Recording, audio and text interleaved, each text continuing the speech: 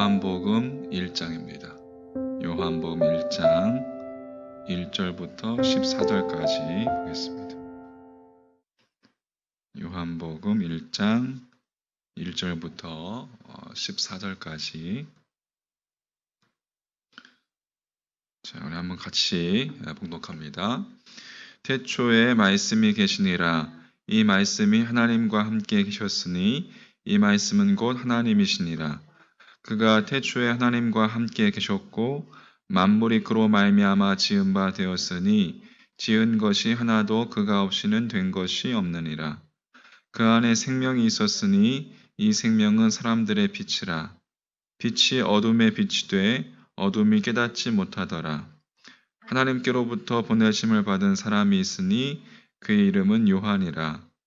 그가 증언하러 왔으니 곧 빛에 대하여 증언하고 모든 사람이 자기로 말미암아 믿게 하려 함이라. 그는 이 빛이 아니요 이 빛에 대하여 증언하러 온 자라. 참빛 곧 세상에 와서 각 사람에게 비추는 빛이 있었나니 그가 세상에 계셨으며 세상은 그로 말미암아 지은 바 되었을 때 세상이 그를 알지 못하였고 자기 땅에 오매 자기 백성이 영접하지 아니하였으나 영접하는 자 곧 그 이름을 믿는 자들에게는 하나님의 자녀가 되는 권세를 주었으니 이는 혈통으로나 육정으로나 사람의 뜻으로 나지 아니하고 오직 하나님께로부터 난 자들이니라. 말씀이 육신이 되어 우리 가운데 거하심에 우리가 그의 영광을 보니 아버지의 독생자의 영광이요 은혜와 진리가 충만하더라. 아멘. 말씀 오늘 제목 믿음과 거룩함이라는 제목으로 함께 말씀 나누도록 하겠습니다. 믿음이란 무엇인가? 주님을 믿는 그리스도인이라면 세상의 빛이요 본이 되어야 하는데 왜 우리는 그렇게 살지 못할까? 대체 우리의 믿음에 무엇이 잘못되었길래 우리 삶 가운데서 그렇게 빛처럼 빛과 소금의 역할을 잘 감당하지 못하는 것일까?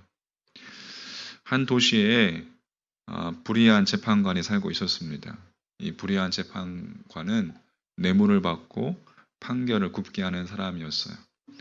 돈 없고 가련한 이 과부의 원한과 관련된 재판을 공정하게 진행할 리가 없었습니다. 과부는 자주 재판장을 찾아가서 자신의 억울함을 탄원했어요. 처음에는 과부를 거들떠보지도 않던 재판장이었지만 나중에는 이 번거로움을 피하기 위해서 과부의 원한을 풀어줍니다. 불의한 재판장도 그러하다면 밤낮 하나님께 부르짖는 당신의 자녀들의 원한을 풀어주지 않겠냐고 우리는 그렇게 해석하고 보통 탄원하는 기도에 비유합니다. 그리고 우리들은 이 말씀을 붙잡고 자신이 원하는 바를 위해서 열심히 기도합니다. 근데 중요한 것은 주님의 그 과부의 탄원의 비유가 그 내용만으로 끝나지 않는다는 것입니다. 주님의 비유는 그러나 인자가 올 때에 세상에서 믿음을 보겠느냐라는 반문으로 끝을 맺습니다. 뜬금없이 그러나라고 말씀하시면서 그렇게 마무리하시는 거예요. 무슨 이야기일까요? 자신이 원하는 것만을 성취하려는 것은 참된 믿음일 수 없다라는 것이죠. 그 여인의 탄원은 믿음의 보편적인 출발점일 수는 있습니다. 우리가 하나님 앞에 탄원하면서 나의 원하는 바 간구하고 탄원하며 하나님 앞에 나아가는 것, 그것이 믿음의 우리가 보통 보편적인 출발점일 수는 있지만 성경이 우리에게 이야기하는 또 성경이 지향하는 믿음의 종착점은 아니라는 겁니다. 다시 말해서 자기 소원을 성취하는 것이 믿음이 아니라는 거예요.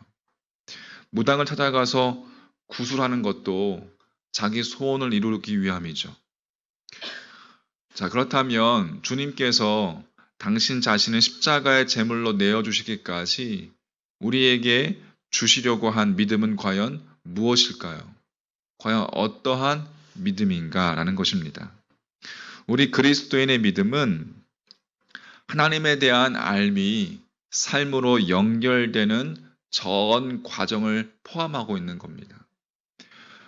그러므로 성숙한 믿음을 위해서는 우리가 추상적인 용어인 이 믿음을 구체적인 단어로 재정립하는 노력을 우리가 해야 합니다. 만약에 그렇지 않을 경우에 우리의 믿음은 우리의 현실과 동떨어진 공허한 이론에 그치고 마는 것이죠. 자기 소원 성취를 믿음으로 착각하는 기복주의에서 벗어나지 못하게 되는 겁니다. 자, 그렇다면 구체적으로 우리의 삶의 언어와 우리의 삶의 구체적인 단어로 어떻게 믿음을 표현할 수 있을까요? 믿음은 구도입니다. 구도. 그러니까 진리를 쫓는 거예요. 진리를 찾는 거죠. 오늘 요한복음 1장 1절 말씀, 태초에 말씀이 계시니라. 이 말씀이 하나님과 함께 계셨으니 이 말씀은 곧 하나님이시니라. 라고 시작하면서 마지막 14절 말씀에는 말씀이 무엇이 되어서 육신이 되어 우리 가운데 거하심에 우리가 그의 영광을 보니 아버지의 독생자의 영광이요 은혜와 진리가 충만하더라. 라고 기록되어 있습니다. 하나님께서 말씀이시고 그 말씀이 육신을 입고 이 땅에 오신 분이 하나님의 독생자이신 예수 그리스도이시죠. 한국 개신교 최초의 신약 성경은 1887년 만주 봉천 심양 지금의 봉천에서 출간된 예수 선교 전서입니다. 로스 선교사가 번역 작업을 주도했다고 해서 로스역 성경이라고도 불립니다. 이 성경은 방금 이야기했던 요한복음 1장 1절과 14절의 이 두 구절을 이렇게 번역합니다. 1절 말씀은 처음에 도가 있되 도가 하나님과 함께하니 도는 곧 하나님이라. 그리고 14절 말씀 대저 도가 육신을 입어 넉넉히 은총과 진리로 우리 사이에 거하여 우리가 그 영화를 본 것이 아버지가 낳은 외아들의 영화와 같으니라. 최초의 신약 성경은 말씀을 도로 번역했습니다. 도의 사전적인 의미는 마땅히 지켜야 할 도리, 종교적으로 깊이 깨달은 이치, 경지를 뜻하는 것이죠. 개역 한글 성경에서는 그 로고스 말씀을 도로 번역한 곳들이 있습니다. 즉 예수 그리스도를 우리가 믿는다는 것은 예수님의 도를 쫓는 구도자가 되는 것이에요. 진리를 쫓는 자라는 것이죠. 세상 사람들과 똑같이 사는 게 아니라 세상으로부터 구별된 카도시, 거룩한 사람이라면 참된 그리스도인은 반드시 구도자가 되지 않으면 안 된다는 거예요. 근데 여기서 구도라고 해서 도가 어디에 있는지 찾기 위해 방황하는 구도가 아니라 우리는 이미 만났죠. 찾았죠. 하나님께서 성경을 통해서 계시해 주신 도, 예수님을 통해서 직접 보여주신 그 도를 쫓는다는 의미에서 오히려 인간의 방황을 끝내는 확고하고도 분명한 구도입니다. 우리가 일평생 주님을 따르는 자로 살아가기 원한다면 먼저 구도자가 되어야 한다. 태초에 도가 계셨고 그 도가 육신을 입고 이 땅에 오신 분, 바로 예수 그리스도, 예수님이시기 때문에 그렇습니다. 진리를 쫓는 것, 그것이 믿음이라는 거예요. 그러면 구체적으로 또 믿음은 무엇인가? 이렇게 또 설명할 수 있겠습니다. 믿음은 우리의 신을 벗는 거예요. 우리가 거룩의 연습을 2주 동안 해오면서 나왔던 말씀 가운데도 있었는데 모세가 하나님의 소명을 받는 장면을 여러분 우리는 알고 있죠. 모세가 양떼를 칠 때에 호렙의 이름에 여호와의 사자가 떨기나무 가운데 불꽃으로 나타나셨죠. 불이 붙었지만 그 떨기나무가 타지 않는 거예요. 사라지지 않는 거예요. 모세가 그 광경을 보러 갔을 때 하나님께서 떨기나무 가운데 모세를 부르셨습니다. 그리고 어떻게 하셨어요? 네 발에서 신을 벗으라. 하나님께서 왜 신을 벗으라고 하셨습니까? 하나님께서 모세에게 신을 벗으라고 명령하신 것은 단순히 거룩한 땅을 더럽히지 말라는 말이 아니라 당신 앞에서 하나님 앞에서 너의 전 존재를 일단 멈추고 비우라 라는 의미이죠. 믿음은 그렇게 멈추는 것부터 시작이 된다는 거예요. 자기 욕망을 쫓던 우리의 발걸음을 멈추는 거예요. 자기의 욕심을 쫓던 우리의 발걸음을 멈출 때 새로운 믿음의 삶이 시작될 수 있는 것이죠. 그 멈춤은 휴식을 위한 멈춤이 아니라 비움을 위한 멈춤입니다. 나의 욕심과 욕망을 비우는 것. 하나님 앞에 서서 나의 생각과 이상과 꿈과 판단과 집착을 버리는 것.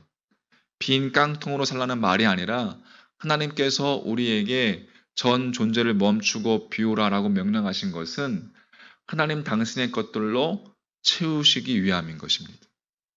모세가 스스로 신을 벗었기 때문에 하나님께서 부르신 것이 아니라 하나님께서 먼저 모세를 찾아와서 주셨기 때문에 모세는 신을 벗을 수 있었던 것입니다.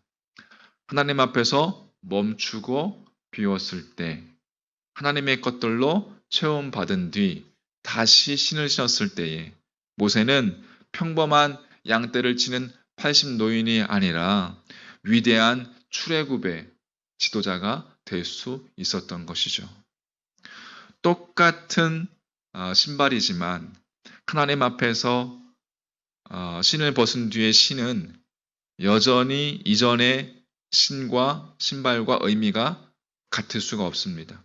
하나님의 것들로 체험받은 모세의 전 존재가 새로워졌기 때문입니다.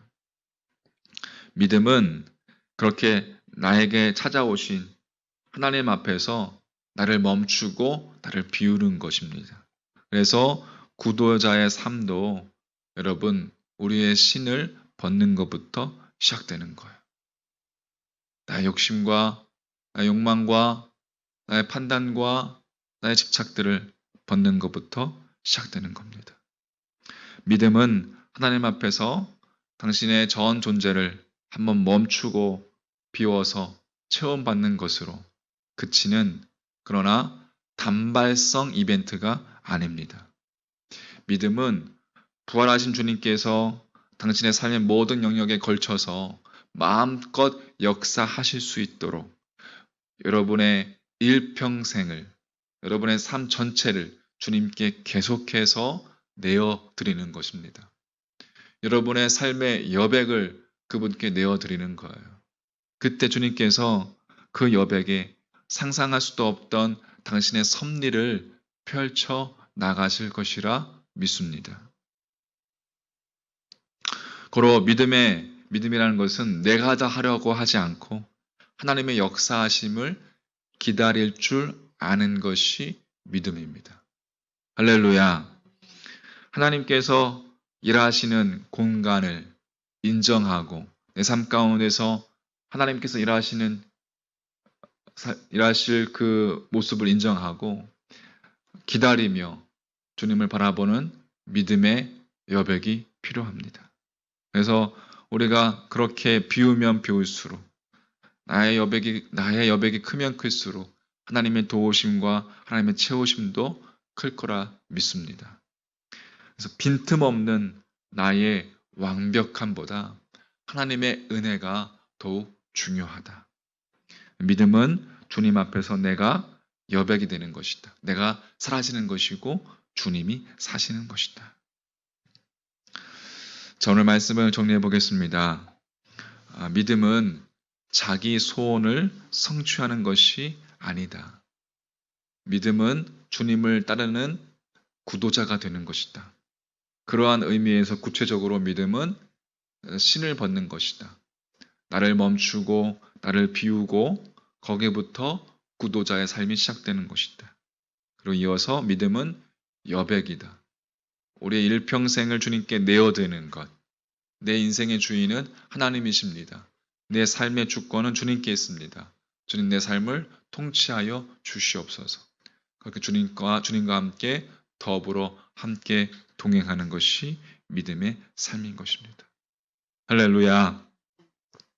찬송 357장 부르시고 우리 기도 제목 첫 번째 나의 소원을 성취하려는 믿음이 아니라 주님을 따르는 믿음의 사람 되게 하여 주시옵소서. 두 번째 오늘도 나를 멈추고 나를 내려놓고 내 안에 계신 주님을 바라보게 하옵소서. 세 번째 내 삶의 주인은 주님이심을 믿습니다. 주님의 주권을 인정하며 내 삶 가운데 개입하셔서 주님 인도하여 주옵소서. 우리 찬송 부르시고 입을 열어서 기도하시고 또 침묵으로 하나님께 나아가도록 하시겠습니다. 주 믿는 사람이 일어나 다 힘을 합하여 이 세상 모든 마귀를 다 쳐서 멸하세. 저 앞에 오는 적군을 다 싸워 이겨라. 주 예수 믿는 힘으로 온 세상 이기네. 믿음이 이기네. 믿음이 이기네. 주 예수를 믿음이 온 세상이